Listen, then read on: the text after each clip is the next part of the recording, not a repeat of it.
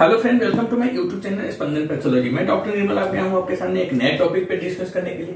आज का जो हमारा टॉपिक है जिसके ऊपर हम डिस्कस करने वाले हैं उस टॉपिक का नाम है एंटीबायोटिक ट्रीटमेंट फॉर निमोनिया। अगर निमोनिया हो गया है तो उसमें कौन कौन से एंटीबायोटिक्स यूज करते हैं डॉक्टर, या फिर कौन कौन सा एंटीबायोटिक सुटेबल रहता है निमोनिया के लिए। तो आइए हम देखते हैं एंटीबायोटिक ट्रीटमेंट फॉर निमोनिया में क्या क्या यूज होता है। तो if you have bacterial pneumonia you will need antibiotics to prevent complications and to help your body clear the infections. मतलब कि यदि आपको बैक्टीरियल निमोनिया हो गया हुआ है या यदि आपको बैक्टीरियल निमोनिया है तो कॉम्प्लिकेशन को रोकने के लिए और आपके बॉडी के इन्फेक्शन से मुक्त करने के लिए, आपके बॉडी को इन्फेक्शन से मुक्त करने के लिए, मतलब आपके बॉडी से इन्फेक्शन हटाने के लिए एंटीबायोटिक्स यूज किया जाता है। ओके, एंटीबायोटिक क्यों यूज किया जाता है? तो if you have bacterial pneumonia you will need antibiotics to prevent complications and to help your body clear the infections. मतलब कि यदि आपको बैक्टीरियल निमोनिया है तो कॉम्प्लिकेशंस को रोकने के लिए और आपके बॉडी को इन्फेक्शन से मुक्त करने में मदद करने के लिए आपको एंटीबायोटिक मेडिसिन की आवश्यकता होती है। Okay, Even with antibiotics, it can still take 4 to 6 weeks to recover from bacterial pneumonia। मतलब कि अगर निमोनिया में एंटीबायोटिक्स मेडिसिन हम चालू भी करते हैं फिर भी एंटीबायोटिक के साथ भी बैक्टीरियल निमोनिया से ठीक होने में आपको 4 to 6 वीक्स मतलब 4 से 6 सप्ताह लग सकता है। Okay, most bacterial pneumonia that is community acquired comes from the bacteria Streptococcus pneumoniae। Streptococcus pneumonia क्या होता है इसके ऊपर ऑलरेडी हम लोग डिस्कस कर चुके हैं। कम्युनिटी एक्वायर्ड निमोनिया क्या होता है ये भी हम लोग डिस्कस कर चुके हैं। तो most bacterial pneumonia that is community acquired comes from the bacteria Streptococcus निमोनियाई। मतलब कि अधिकांश बैक्टीरियल निमोनिया जो कम्युनिटी एक्वायर्ड होता है यह निमोनिया स्ट्रेप्टोकोकस निमोनियाई नाम के बैक्टीरिया से फैलता है। Okay, there are several different types of antibiotics are effective at treating this bacterial infections. मतलब कि इस बैक्टीरियल इन्फेक्शन या इस बैक्टीरियल निमोनिया से या इस बैक्टीरियल निमोनिया के ट्रीटमेंट में कई अलग अलग टाइप्स के एंटीबायोटिक्स का यूज किया जाता है जो आपके बॉडी में इफेक्टिव है। ओके, पहला अजिथ्रोमाइसिन। अभी तक आपने समझा कि अभी तक का मतलब है कि इफ यू मतलब एंटीबायोटिक का काम क्या है। तो एंटीबायोटिक का काम है कि अगर आपको निमोनिया हो गया है या फिर कोई एलर्जी इन्फेक्शन हो गया है तो निमोनिया के कॉम्प्लिकेशंस को वह बढ़ने से रोकता है और दूसरा आपके बॉडी से जो इन्फेक्शन है उसको दूर करता है। एंटीबायोटिक लेने के बाद भी निमोनिया में ठीक होने में आपको 4 to 6 वीक लग सकता है एंटीबायोटिक्स लेने के बाद। मोस्ट बैक्टीरिया निमोनिया जो होता है, बैक्टीरियल निमोनिया जो बैक्टीरिया से फैलता है वह कम्युनिटी एक्वायर्ड होता है और यह जो कम्युनिटी एक्वायर्ड निमोनिया या फिर बैक्टीरियल निमोनिया स्ट्रेप्टोकोकस निमोनियाई नाम के बैक्टीरिया से फैलता है। और इस बैक्टीरियल निमोनिया का इलाज करने के लिए आपको डिफरेंट टाइप्स के अलग अलग टाइप्स के एंटीबायोटिक्स का यूज किया जाता है जो बैक्टीरियल निमोनिया में प्रभावी है। पहला अजिथ्रोमाइसिन। अजिथ्रोमाइसिन का काम क्या है? तो azithromycin is a first line treatment for healthy adults under as 65 years with bacterial pneumonia. मतलब कि जो अजिथ्रोमाइसिन नाम की जो एंटीबायोटिक्स आती है अजिथ्रोमाइसिन, यह आप देखेंगे तो सिप्ला का एजी-सिप या फिर एजी 250 500 यह सब जो मेडिसिन है वह अजिथ्रोमाइसिन ग्रुप का आता है। तो अजिथ्रोमाइसिन क्लास की जो मेडिसिन आता है वह मेट्रोलाइट्स ग्रुप में आता है। तो azithromycin is a first line treatment for healthy adults under as 65 years with bacterial pneumonia. मतलब अजिथ्रोमाइसिन 65 साल, ठीक है, अजिथ्रोमाइसिन 65 इयर्स से कम एज के हेल्दी एडल्ट्स के लिए बैक्टीरियल निमोनिया का फर्स्ट लाइन ट्रीटमेंट में यूज किया जाता है। Okay, it is often paired with another antibiotics like doxycycline और एमॉक्सिसिलिन। मतलब कि इसे अक्सर डॉक्सीसाइक्लिन या एमॉक्सिसिलिन जैसे अदर एंटीबायोटिक्स के साथ दिया जाता है। तो अजिथ्रोमाइसिन तो देंगे लेकिन साथ में डॉक्सीसाइक्लिन या फिर डॉक्सीसाइक्लिन या एमॉक्सिसाइक्लिन यह आपको दिया जाता है। Patients who have allergic to penicillin or amoxicillin may be given a cephalosporin antibiotics along with azithromycin और doxycycline। मतलब कि जिस पेशेंट्स को पेनिसिलिन या एमोक्सिसिलिन से एलर्जी है, बहुत बार आप देखेंगे कि पेशेंट्स को अगर हम एंटीबायोटिक्स देते हैं या एंटीबायोटिक्स या कोई भी मेडिसिन देते हैं तो किसी किसी पेशेंट को उसका एलर्जी हो जाता है। तो ऐसे ही अगर किसी पेशेंट्स को एलर्जी है पेनिसिलिन ग्रुप के मेडिसिन से, जिन पेशेंट को पेनिसिलिन या एमोक्सिसिलिन से एलर्जी है तो उन्हें अजिथ्रोमाइसिन के साथ साथ या एजिथ्रोमाइसिन या डॉक्सीसाइक्लिन के साथ सिफेलोस्पोरिन एंटीबायोटिक भी दिया जा सकता है।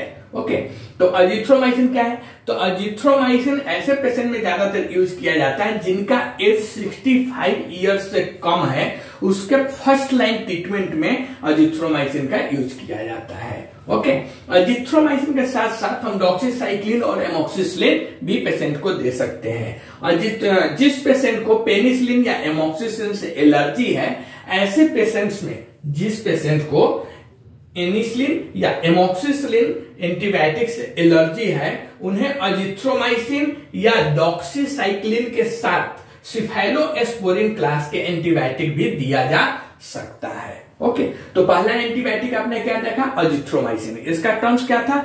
एज पेशेंट का 65 ईयर से कम होना चाहिए। ओके, इसमें एलर्जी का भी आपने देखा, साथ में हम डॉक्सीसाइक्लिन या एमोक्सिसिलिन दे सकते हैं। अब हम बात करेंगे दूसरे एंटीबायोटिक का। दूसरा एंटीबायोटिक का नाम होता है क्लेरिथ्रोमाइसिन। क्लेरिथ्रोमाइसिन जो होता है या clarithromycin is another macrolide antibiotic that is commonly used for pneumonia. मतलब कि क्लेरिथ्रोमाइसिन जो होता है या क्लेरिथ्रोमाइसिन एक अनदर मैक्रोलाइड एंटीबायोटिक है जिसका यूज न्यूमोनिया के लिए किया जाता है। ओके, तो पहला क्या था? अजिथ्रोमाइसिन। अभी हम क्या देख रहे हैं? क्लेरिथ्रोमाइसिन। तो clarithromycin is another macrolide antibiotic that is commonly used for pneumonia. Next, it is often used with another antibiotic, particularly in older adults और in those who compromise immune system। मतलब कि जो क्लेरिथ्रोमाइसिन होता है इसका एक अलग खासियत है। जैसे हमने देखा अजिथ्रोमाइसिन में एज 65 से नीचे था, वह उसका एक खासियत था, ऐसे क्लेरिथ्रोमाइसिन का एक अलग खासियत है। यह क्या है? तो आपने पहले तो देखा कि क्लेरिथ्रोमाइसिन जो एंटीबायोटिक है यह भी एक अनदर मैक्रोलाइड एंटीबायोटिक्स है और यह कॉमनली यूज होता है निमोनिया के ट्रीटमेंट में। दूसरा, it is often use with another antibiotic particularly in older adults और in those with compromised immune system. मतलब जो क्लेरिथ्रोमाइसिन है इसका यूज अक्सर अनदर एंटीबायोटिक के साथ किया जाता है और विशेष रूप से ऐसे लोगों में जो वृद्ध हैं, मतलब विशेष रूप से वृद्धों में, ओल्ड एज में, या फिर जिनकी प्रतिरक्षा प्रणाली इम्यून सिस्टम कमजोर है, ऐसे लोगों में क्लेरिथ्रोमाइसिन का यूज ज्यादा किया जाता है। ओके, तो इसका विशेषता यह है कि क्लेरिथ्रोमाइसिन क्या है? तो क्लेरिथ्रोमाइसिन एक अनदर मैक्रोलाइड एंटीबायोटिक है जिसका यूज न्यूमोनिया के लिए किया जाता है। लेकिन इसका अगर विशेषता है तो यह क्या है?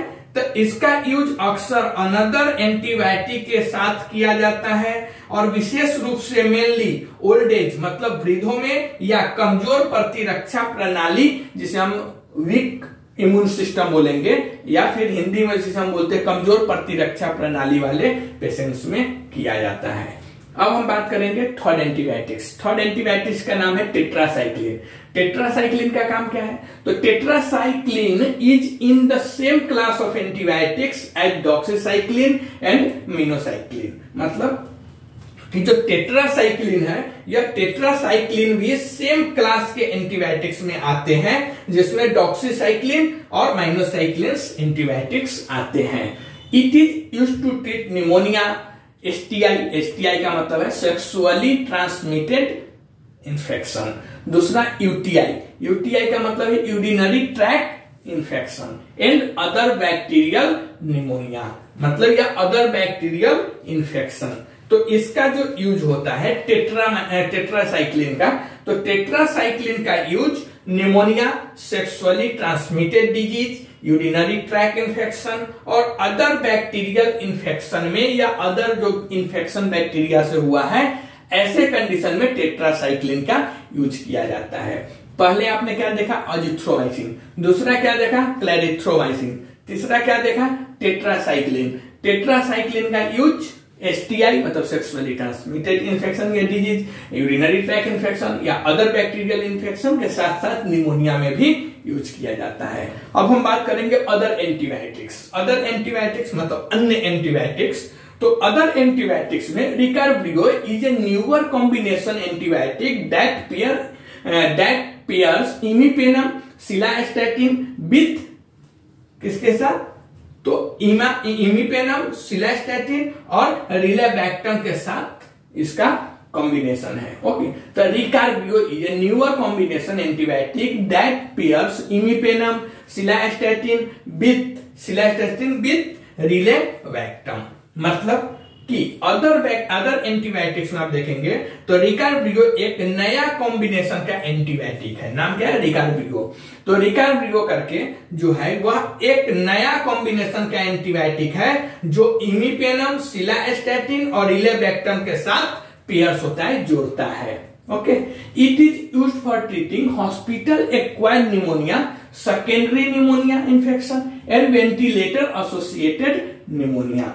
जो रिकार्ब्रियो है इसका use hospital acquired pneumonia, secondary pneumonia and ventilator associated pneumonia के ट्रीटमेंट में, उपचार में किया जाता है। ओके, अदर बैक्टीरिया में आप अदर एंटीबायोटिक्स में आप रिकार्ब्रियो लिख सकते हैं। दूसरा है लेफामुलिन। लेफामुलिन का काम क्या है, तो lefamulin is another recent antibiotic that is FDA approved for treating community acquired pneumonia. जो लेफामुलिन है यह एक और रिसेंट एंटीबायोटिक है जिसे कम्युनिटी एक्वायर्ड निमोनिया के ट्रीटमेंट के लिए कम्युनिटी एक्वायर्ड निमोनिया के ट्रीटमेंट के लिए FDA से अप्रूवल मिला है या FDA के द्वारा अप्रूव्ड किया गया है।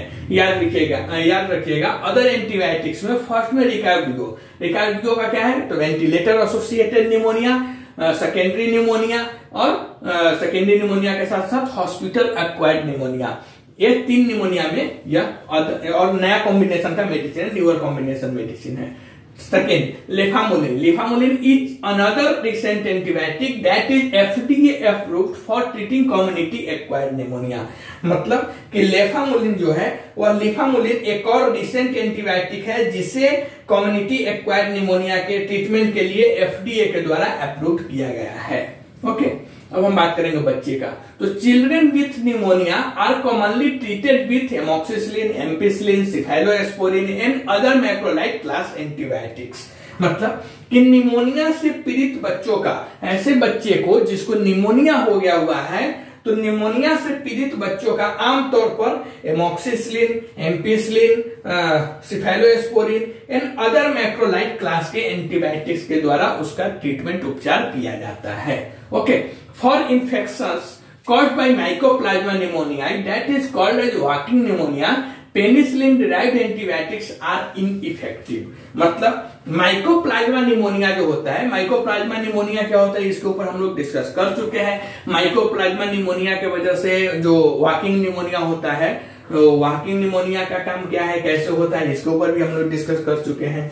तो अभी हम सिर्फ उसका ट्रीटमेंट देखेंगे। ओके, तो माइकोप्लाज्मा निमोनिया मतलब for infections caused by mycoplasma pneumoniae that is called as walking pneumonia, penicillin derived antibiotics are ineffective. मतलब माइकोप्लाज्मा निमोनियाई जिसे वॉकिंग निमोनिया भी कहा जाता है, इस निमोनिया में पेनिसिलिन क्लास के एंटीबायोटिक्स अप्रभावी है। मतलब आप पेनिसिलिन क्लास के जो मेडिसिन अगर एंटीबायोटिक्स माइकोप्लाज्मा निमोनिया या फिर वॉकिंग निमोनिया जिसे कहते हैं, उसमें अगर आप पेशेंट को देंगे तो पेशेंट को ठीक नहीं होने वाला है, कुछ फर्क नहीं पड़ने वाला है, क्योंकि जो पेनिसिलिन क्लास के जो मेडिसिन आता है वह मेडिसिन माइकोप्लाज्मा निमोनिया में काम नहीं करता है, बिल्कुल काम नहीं करता है। और बिल्कुल काम क्यों नहीं करता है, उसमें आप पेनिसिलिन ग्रुप के कोई भी एंटीबायोटिक्स देंगे बिल्कुल भी कुछ भी काम नहीं करेगा। क्यों नहीं करेगा, इसका रीजन है।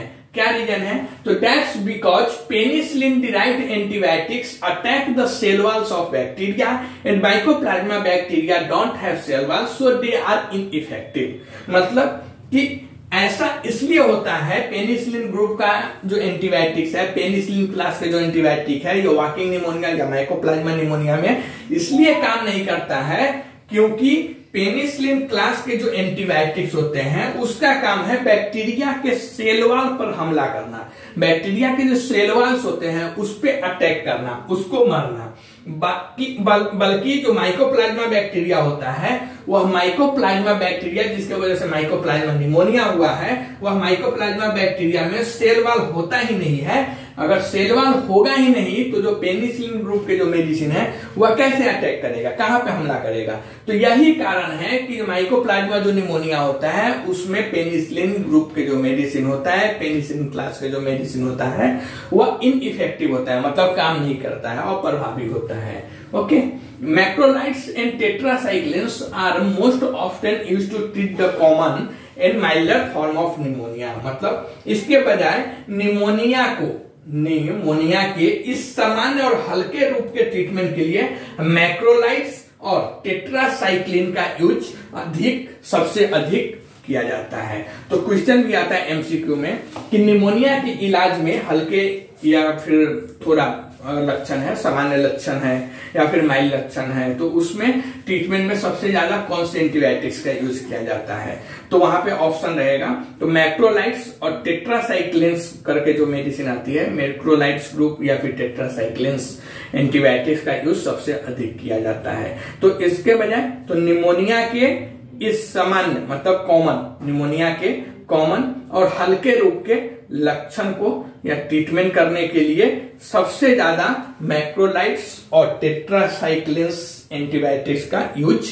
किया जाता है। ओके, अब कमेंट करके बताइए वीडियो आपको कैसा लगा, और यह वीडियो आपको अच्छा लगता है और आप हमारे चैनल पे नए हैं तो प्लीज चैनल को सब्सक्राइब कीजिए, लाइक कीजिए, शेयर कीजिए। मिलते हैं एक नए वीडियो में नए टॉपिक पे डिस्कस करते हुए, तब तक के लिए थैंक यू।